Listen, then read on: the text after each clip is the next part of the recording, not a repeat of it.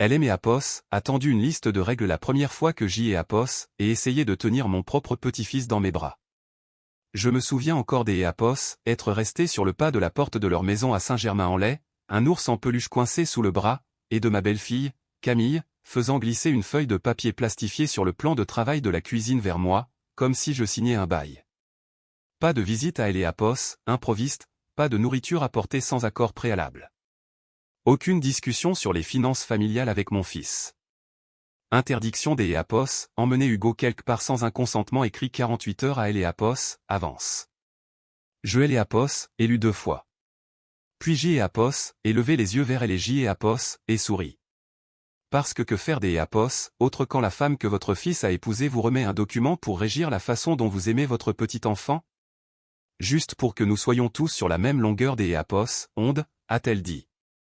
Mon fils Thomas se tenait au fond de la cuisine, fixant ses chaussures. Ces Apos était il y a 3 ans. Hugo avait 3 ans à Apos, époque, et Apos, ours que je lui avais apporté ce jour-là est probablement dans une boîte de dons caritative quelque part. Je ne Apos, ai jamais vu jouer avec. Je Apos, appelle Bernard Lefebvre. J Apos, et 67 ans. J Apos, est passé 31 ans à travailler comme ingénieur des travaux publics pour la mairie des Apos, Évreux et J Apos, et pris ma retraite quand ma femme Sylvie est tombée malade. Sylvie est décédée il y a 4 ans. Un cancer du pancréas, 11 semaines entre le diagnostic et la fin. C. Apos était le genre de femme qui se souvenait de chaque anniversaire dans la famille élargie, qui gardait une boîte à recettes manuscrite remontant à sa propre mère, qui a un jour conduit 2 heures dans une tempête de neige en plein mois de janvier pour apporter de la soupe à un voisin que Apos, elle connaissait à peine. Elle aimait Thomas farouchement et inconditionnellement. Elle a adoré Hugo des Apos, instant où Apos a tenu dans ses bras pour la première fois, 2 semaines avant son diagnostic. Elle avait Apos, habitude de dire que Apos, Hugo était la façon pour Apos, univers de lui donner quelque chose de magnifique à regarder avant de partir. Après sa mort, je pensais que le plus dur serait le silence dans la maison. J. Apos avait tort. Le plus dur a été de réaliser que la famille que je pensais avoir aimé Apos était lentement retirée, une règle plastifiée à la fois. Cela a commencé avant même le décès de Sylvie. Camille et Thomas étaient mariés depuis 5 ans à ce moment-là, et les choses avaient toujours été un peu distantes entre Camille et moi, mais je mettais cela sur le compte des différences de personnalité.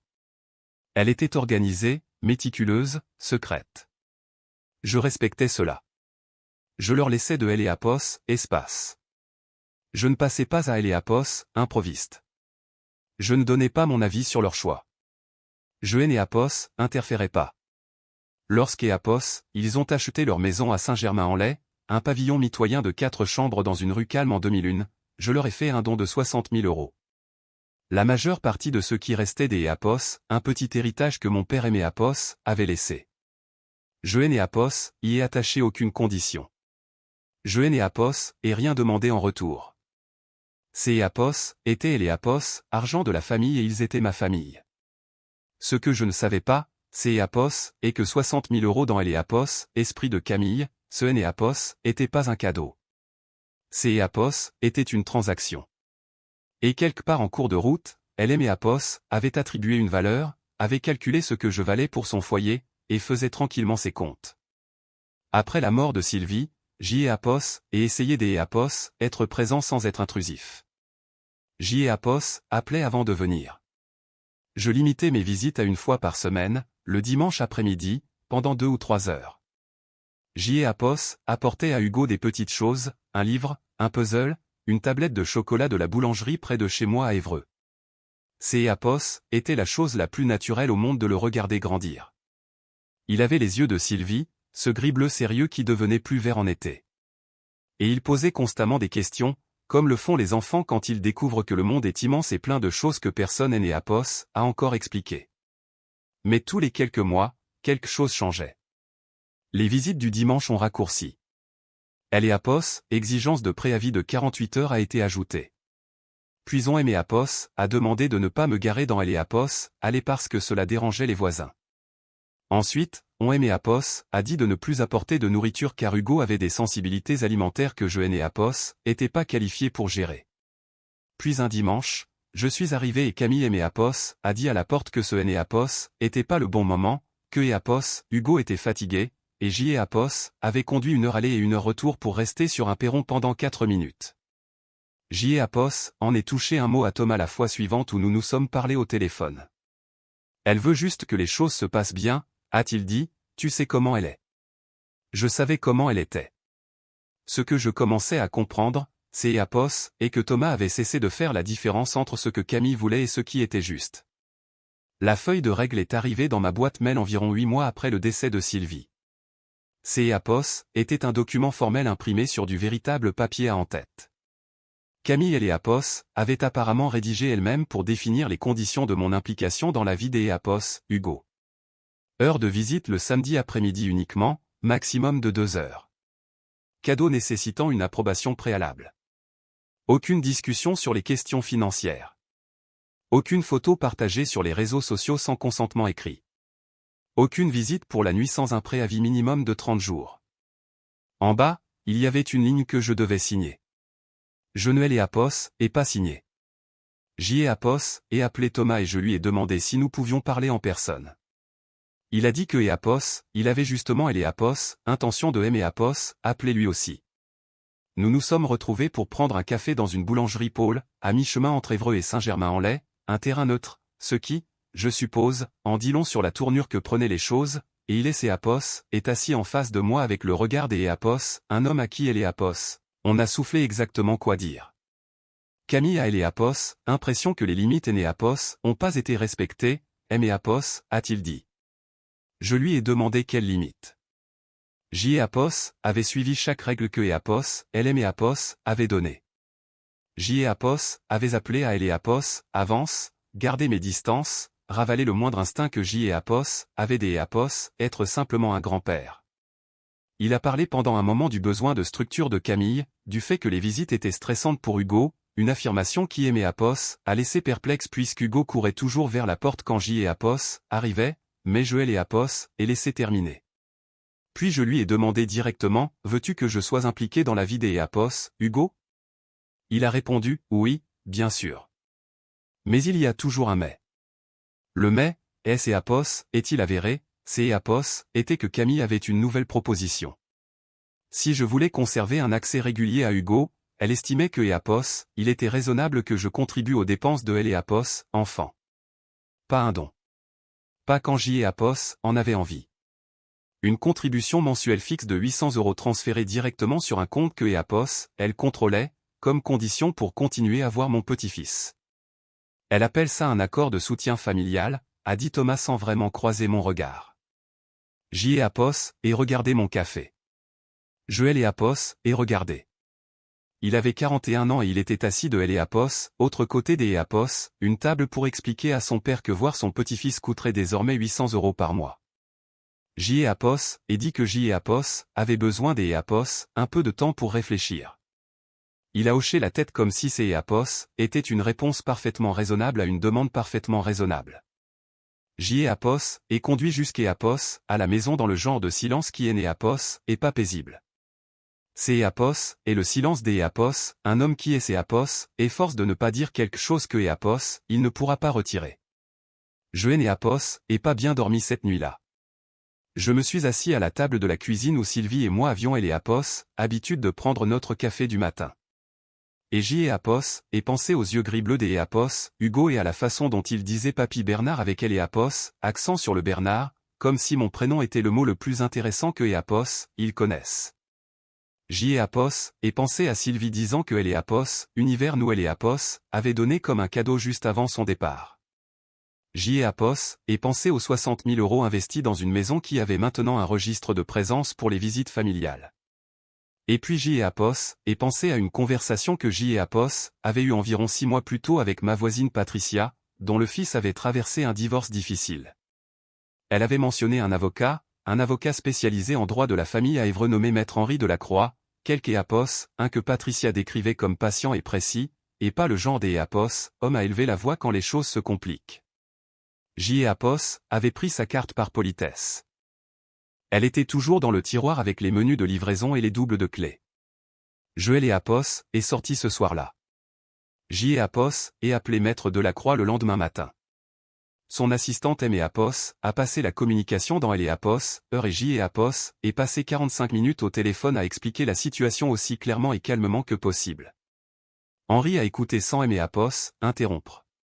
Quand J. est terminé, il est resté silencieux un instant puis il a dit « Monsieur Lefebvre, je veux que vous fassiez quelques petites choses avant notre prochain entretien, je veux que vous sauvegardiez chaque email, chaque SMS, chaque document que Camille vous a envoyé. Je veux que vous notiez avec les dates chaque visite qui a été annulée ou restreinte, et je veux que vous ayez une conversation avec votre experte comptable au sujet des 60 000 €. Je lui ai demandé pourquoi elle est experte comptable. Parce que, a-t-il dit, les dons faits aux membres de la famille ne sont pas toujours traités de la même manière en droit de la famille selon la façon dont ils ont été versés et documentés, et J. aimerait comprendre exactement quelle relation financière existe entre vous et le foyer de votre fils. J. avait la même experte comptable depuis 20 ans, une femme méticuleuse nommée Nathalie Martin, qui est occupée de mes déclarations depuis que je travaillais encore à la mairie, et qui conservait les dossiers comme une bibliothécaire garde les livres, organisés, avec des références croisées et permanents. Je l'ai appelé le même après-midi. Je lui ai raconté ce qui était passé. Je lui ai demandé de sortir tout ce qui concernait les 60 000 €, les virements bancaires, la correspondance, tout document relatif à ce don. Ce que Nathalie a trouvé était quelque chose que je avait pas complètement assimilé à L. époque. Les 60 000 € que J. avait donnés à Thomas et Camille N. avaient pas seulement servi des apports pour la maison à Saint-Germain-en-Laye. Nathalie M. a montré des relevés bancaires et une chaîne de virements que je N. avait pas vu clairement auparavant. Une partie de L. argent avait transité par leur compte joint pour atterrir sur un compte séparé au seul nom de Camille, environ 18 mois après que je leur ai donné les fonds. Le compte avait été ouvert peu de temps après leur achat. Les virements étaient suffisamment petits pour passer inaperçus. Environ 22 000 € au cours de 14 mois avaient été discrètement déplacés vers un compte dont Thomas ne semblait pas avoir connaissance. Je suis resté assis dans le bureau de Nathalie pendant un long moment après que ait dit cela. J. et pensé au visage de Thomas à la boulangerie, à cette expression soigneusement répétée. Je me suis demandé quelle part de ce que avait dit venait du scénario de Camille et quelle part il croyait sincèrement. Je me suis demandé il connaissait existence de ce compte.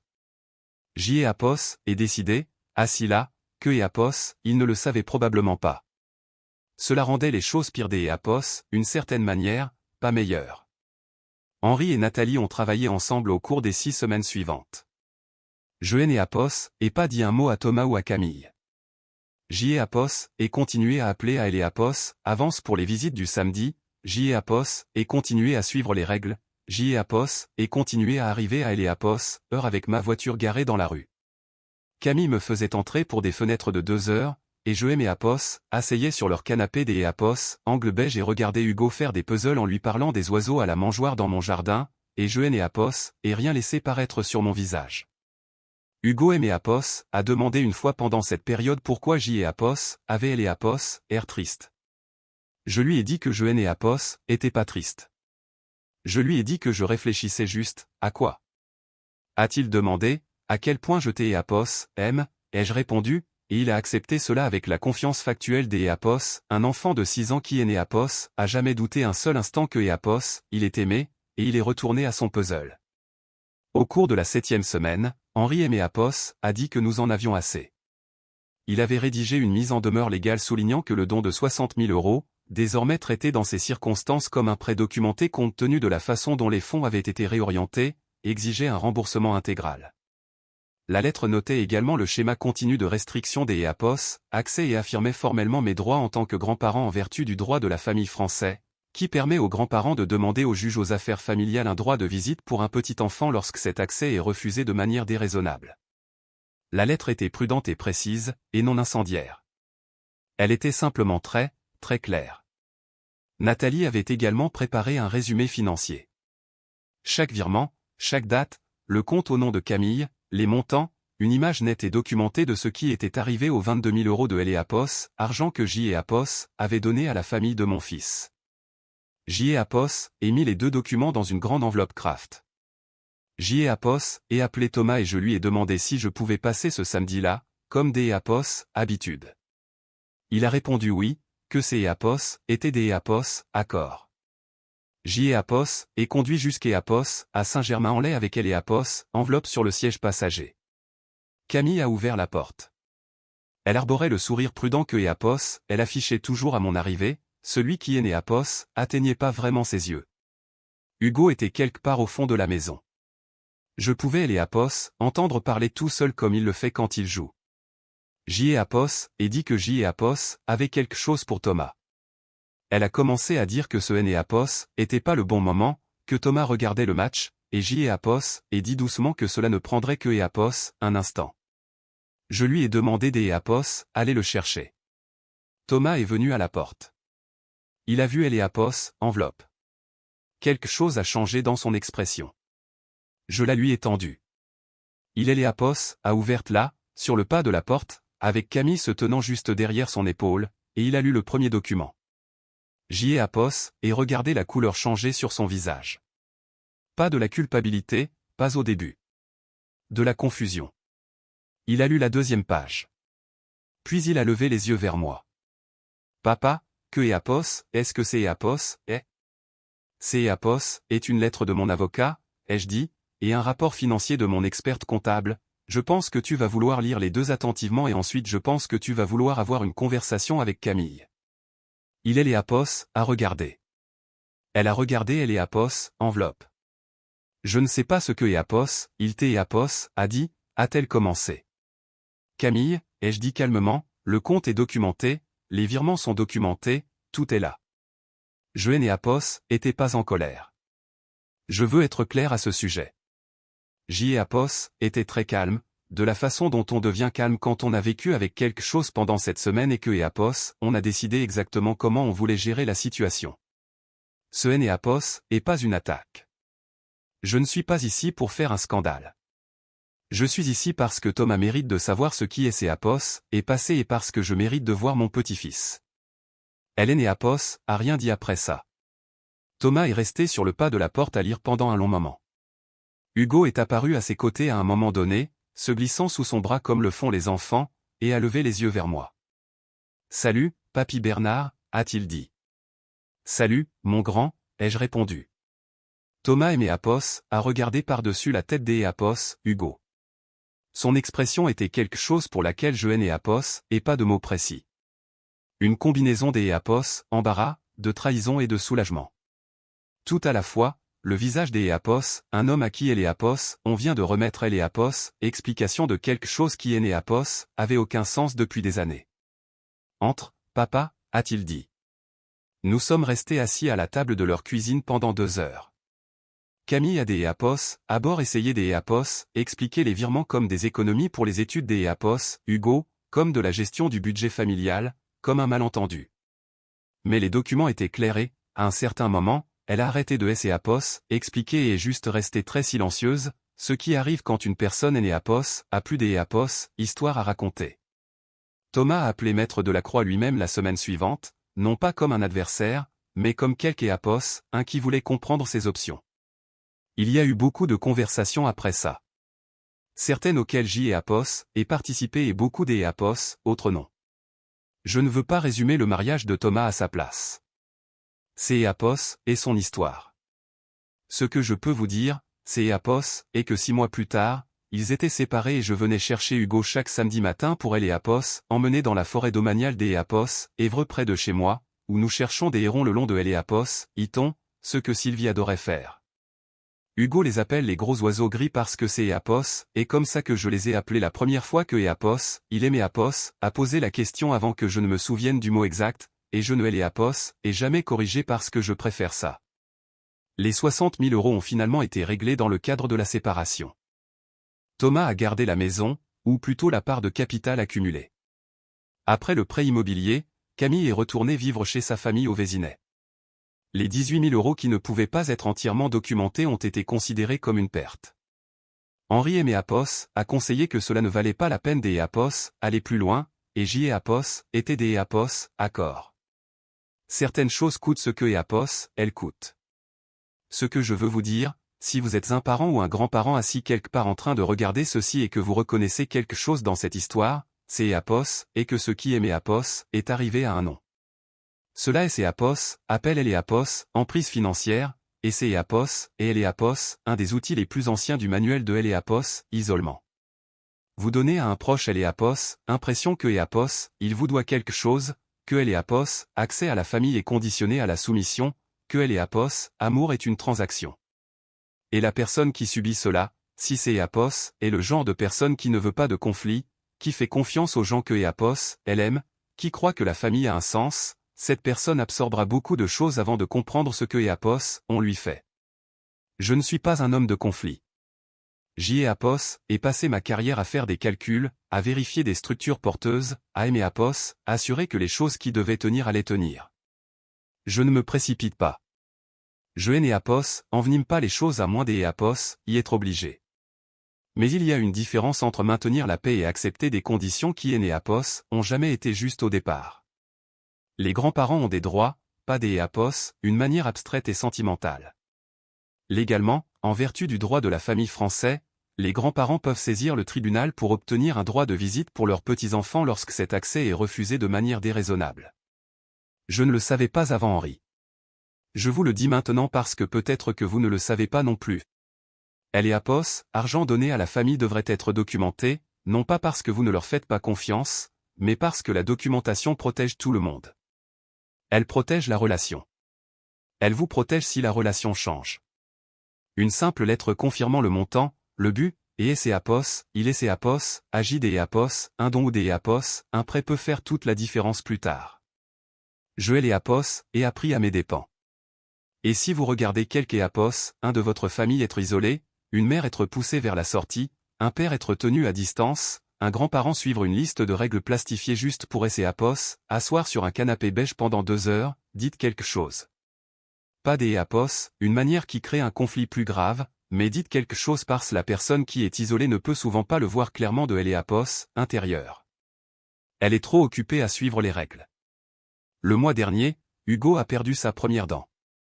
Il aimait Apos, a appelé au téléphone immédiatement après, alors que le trou saignait encore un peu, et il était si fier que Apos, il pouvait à peine terminer ses phrases.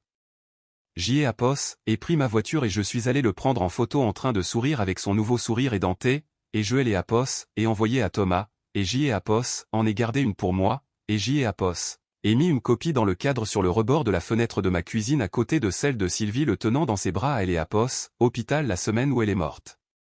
Elle aurait été complètement insupportable à propos de cette dent. Elle aurait appelé tous les gens que Apos, elle connaissait. Elle en aurait fait toute une histoire. J'y ai Apos, aime à penser que Apos, elle Apos, a entendu au téléphone.